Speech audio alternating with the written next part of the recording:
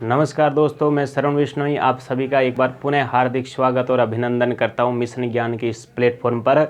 देखिएगा, हम आज बात कर रहे हैं उपसर्गों के बारे में और उपसर्ग के अंतर्गत हमने संस्कृत भाषा के उपसर्गों के बारे में अध्ययन कर लिया था। 22 उपसर्गों के बारे में अध्ययन किया था। अब इस प्रकरण के अंतर्गत हम बात करने जा रहे हैं, वो आपके बात करेंगे हिंदी भाषा व विदेशी भाषा के उपसर्गों के बारे में अध्ययन करेंगे। यानी हिंदी भाषा के उपसर्ग और विदेशी भाषा के जो उपसर्ग हैं उनके बारे में हम परिचर्चा करेंगे। ठीक है, तो बात करते हैं हम इसके अंतर्गत आपके सबसे पहले हिंदी भाषा के उपसर्ग के अंतर्गत। तो ध्यान रखना, हिंदी भाषा के उपसर्ग है ये आपके थोड़ी सी है, इस प्रकार से ट्रिक बना रखी, इसका कोई नहीं औचित्य। आप याद रखने के लिए ध्यान रखना, विशेष रूप में ये याद करने पड़ेंगे। इसको 4-5 बार याद करोगे तो यहाँ से अपने आप पता चल जाएगा कि हिंदी भाषा के उपसर्ग कौन कौन से। नाना, पच की कसम, 34 बहू, एक साथ कुएं पर पानी भरती है, उनमें से आधी आपकी दुकान से बिन पूछा चिरा उठाती है। नाना, पच की कसम, ध्यान रखना हिंदी के उपसर्ग में एक झटके के साथ में याद करवा दूंगा, चुटकी के साथ में। नाना, पच की कसम, 34 बहू एक साथ कुएं पर पानी भरती है, उनमें से आधी आपकी दुकान से बिन पूछे चिरा उठाती है। अब कौन उठाती, क्या उठाती, देखिएगा।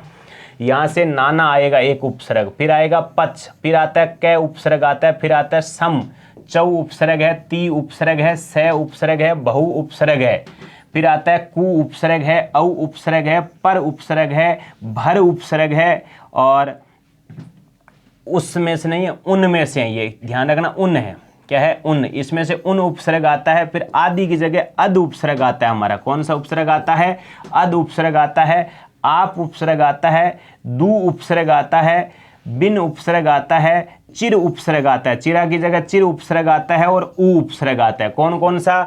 नाना, पच, कै, सम, चौ, ती, से, बहु, फिर आता है कु, औ, पर, भर, उन, अद, आप, दू, बिन, चिर, उ। ये उपसर्ग हमारे हिंदी भाषा के उपसर्ग है, ये इसके अंतर्गत प्रयुक्त होते हैं। अब हम सबसे पहले बात करेंगे नाना के बारे में।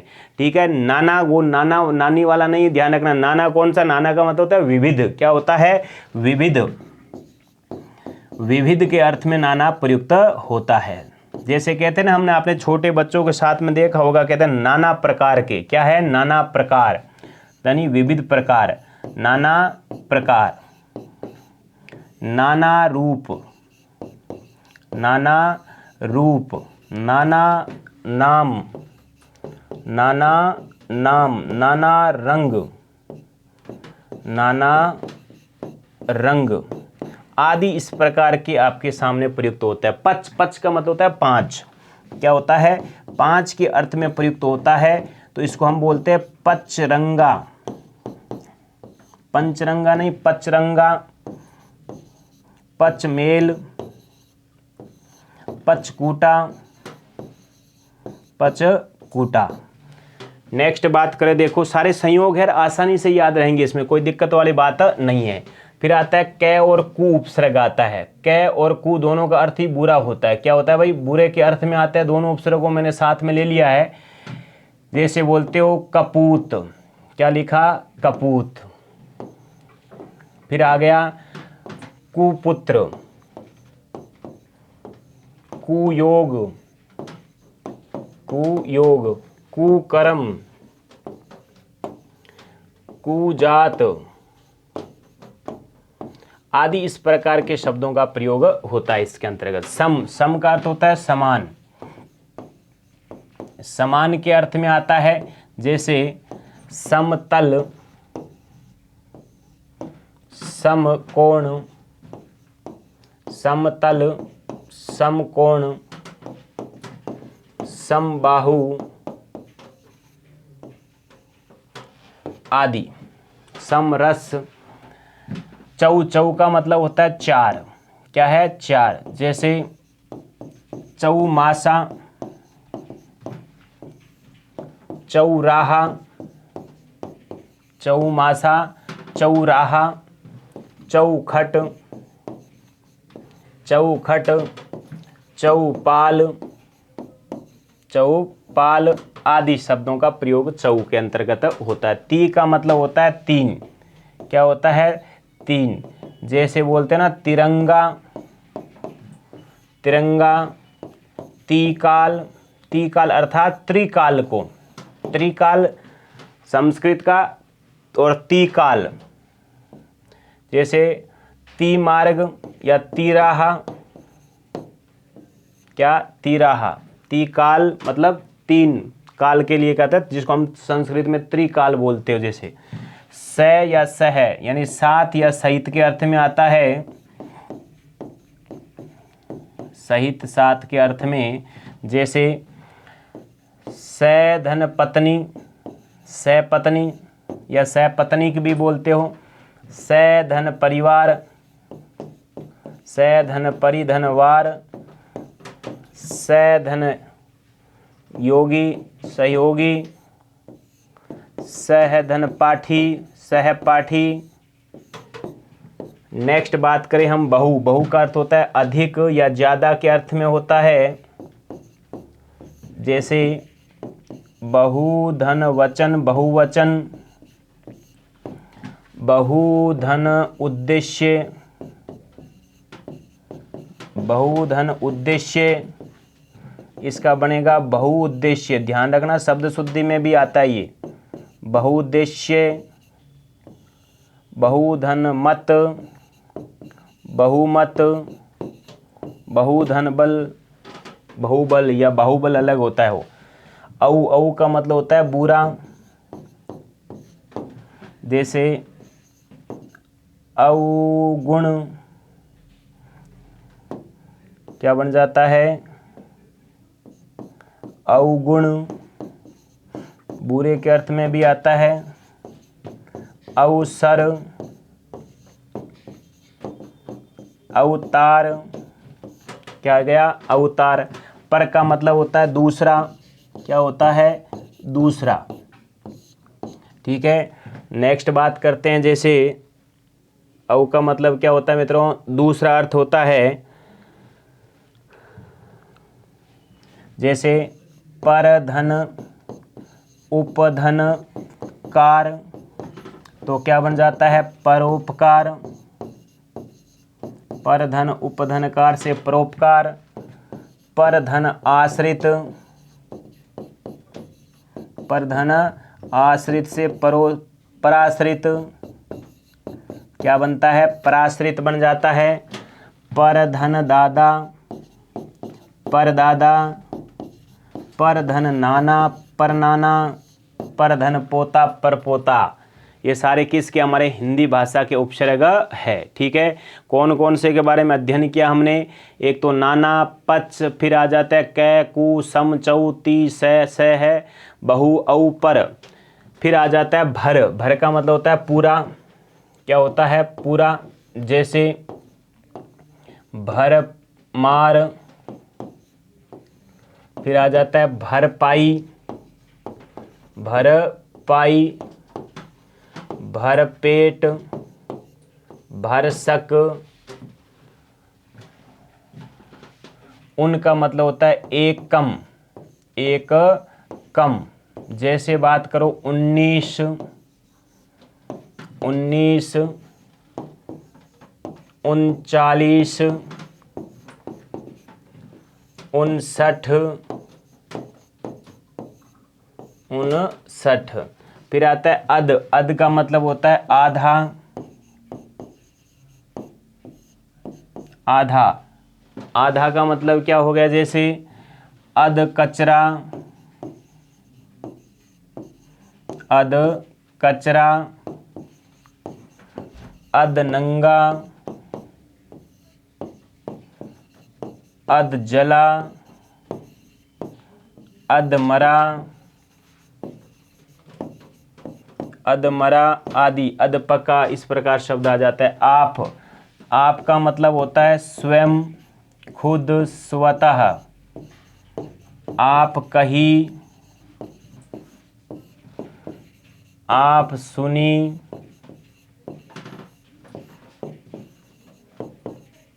आप बीती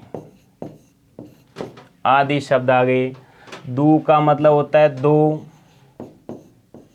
या बुरे के अर्थ में भी आता है, सीधा ही हम लिख देते हैं दो के अर्थ में। जैसे दू के अंदर जैसे दूराहा, क्या गया, दूराहा। दोपहर, इसको दोपहर बोलते हो, पहर कितने पहर, दो, दुकाल आदि शब्द आ गया। नेक्स्ट आता है बिन। बिन किस अर्थ में आता है, बिना के अर्थ में। किसके अर्थ में आता है, बिना के अर्थ में। ठीक है, इसको मैं आगे आपको शब्द शुद्धि में भी बता दूंगा भाई, आगे बात करें इसकी। नेक्स्ट बात आ गई बिन। बिना, बिन के अर्थ में जैसे बिन ब्याह, बिन जाने, बिन कहे, बिन बुलाए। चिर, चिर का मतलब होता है सदैव या लगातार, लगातार या सदैव। जैसे चिरायु, चिरकाल। चिरकुट मत कर देना। ऊ का मतलब होता है ऊंचा। क्या होता है, ऊंचा। जैसे उतावला, उतावला, उजाड़ना, उचक्का, उखाड़ना आदि शब्द आ गया हमारे किसके अंतर्गत भाई, हिंदी भाषा के उपसर्गों के बारे में अध्ययन हमने कर लिया। कौन से थे, हिंदी भाषा के। तो कौन कौन से थे, नाना पच की कसम, 34 बहू एक साथ कुएं पर पानी भरती है, उनमें से आधी आपकी दुकान से बिन पूछे चिरा उठाती है। तो एक बार पुनः देख लो, नाना पच की कसम, 34 बहू एक साथ कुएं पर पानी भरती है, उनमें से आधी आपकी दुकान से बिन पूछे चिरा उठाती है। तो उठा दो हिंदी के उपसर्गों को। नेक्स्ट बात करो, देखो अगली बात करते हैं हम हमारे कौन से उपसर्गों के बारे में, विदेशी भाषा के उपसर्गों के बारे में बात करते हैं, जिसमें आ जाता है कमला बीबी के चक्कर में कम और ला उपसर्ग आता है। कौन सा उपसर्ग आता है भाई, इसमें कम उपसर्ग आता है, एक ला उपसर्ग आता है। बीबी में आता है बै और बे।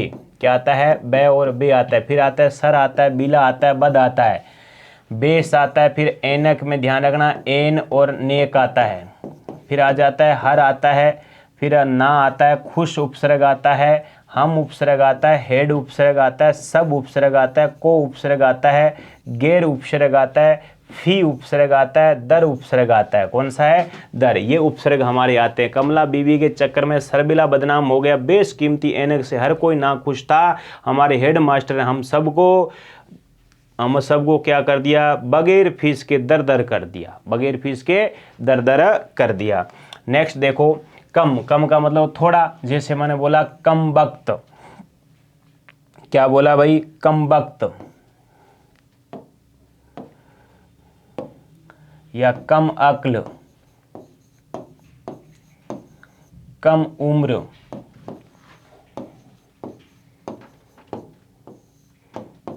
कमजोर आदि शब्द है। जैसे बे और बै, इसका मतलब बुरा होता है। जैसे बेनाम, बुरा या रहित के अर्थ में आता है। बेशरम, बेशरम, बेवफा, बेदिल, बेदिल, बदस्तूर। ध्यान रखना, इसमें बद मत कर देना, बे धन दस्तूर है ये, बदस्तूर। फिर आता है सर। सर का मतलब प्रमुख होता है। जैसे सरपंच, क्या लिखा, सरपंच, सरकार, सरदार, सरदार। फिर आ गया बिला। बिला का अर्थ होता है बिना।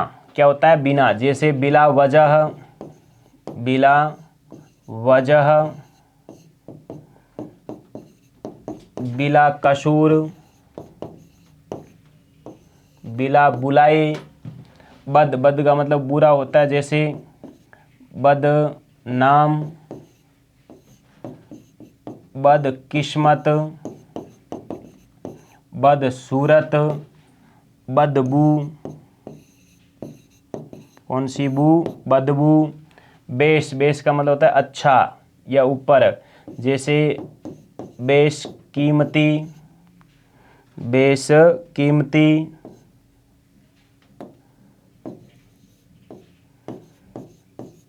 बेशकीमत, बेशकीमती, बेशकीमत। एन का मतलब होता है सही, जैसे एन टाइम, एन वक्त, एन वक्त, एन मौका, ठीक है, एन मौका। नेक, नेक का मतलब होता है ठीक, नेक इंसान, नेक दिल, नेक नाम, नेक काम, नेक इंसान, नेक दिल, नेक नियत। हर, हर का मतलब होता है प्रत्येक, जैसे हर कोई, हर दम, हर वक्त, हर पल, हर पल, हर दम। ना का मतलब होता है नहीं, जैसे नाराज, नापसंद, नापसंद, नालायक। खुश, खुश का मतलब अच्छा, जैसे खुशबू, खुशकिस्मत, खुशकिस्मत, खुश दिल आदि। हेड का मतलब होता है प्रमुख, जैसे head master, head office, head constable. हम का मतलब होता है सब, जैसे हम दर्द, हम सफ़र, ऐसू आना, कल क्या किसने जाना। हम सफ़र, हम शक्ल, समान शक्ल का आदमी। सब, सब का मतलब भी प्रमुख होता है जब, सब कमेटी, सब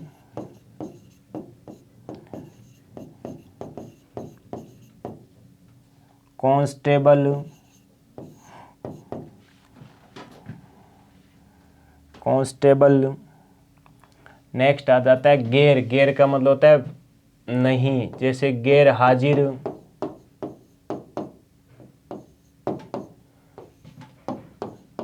गैर मर्द, गैर कानूनी,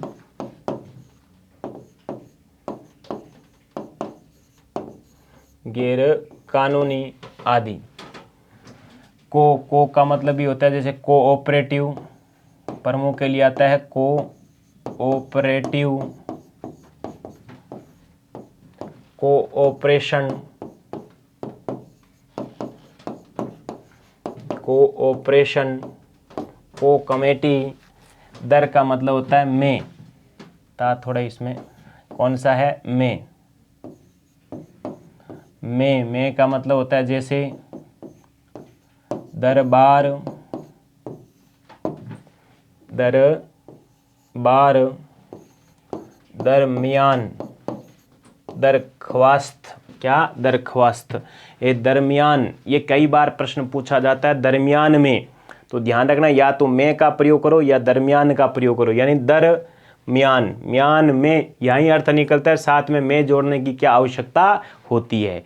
तो ये तो क्या है, ज़्यादा दिक्कत नहीं करते आपके हिंदी वाले और विदेशी उपसर्गों को, इतना ज़्यादा इसके अंतर्गत दिक्कत नहीं आती। हमारी दिक्कत किस में आती है, संस्कृत भाषा के अंतर्गत। वहाँ पर आपको पढ़ना पड़ता है क्या, संधि का प्रकरण आएगा तभी जाके क्या बनेंगे, संस्कृत के उपसर्गों के अंतर्गत दिक्कत नहीं आएगी। नहीं तो एग्जामिनर ज़्यादातर, ध्यान रखना, संस्कृत के उपसर्गों में से पूछता है और वहाँ पर आपके आगे पीछे होना शुरू हो जाता है। उसी प्रकार इनको आपको याद करने की विदेशी उपसर्ग है कौन कौन से, पूछ लेता है कि बेमेल को बताओ कि कौन सा उपसर्ग हिंदी का है, कौन सा विदेशी का है, कौन सा संस्कृत भाषा का उपसर्ग है। तो ठीक है, तो इस अंक में बस इतना ही हमने पढ़ा। आपके कौन से उपसर्गों का प्रकरण पूरा हो चुका है, उससे पहले संधि का हो गया, वर्ण विचार का हो गया, उन सभी के बारे में हमने अध्ययन कर लिया था। ठीक है, अगले चैप्टर के बारे में बात अगले अंक में करेंगे। तो इस अंक में बस इतना ही। नमस्कार, धन्यवाद, राम राम शाह भाई।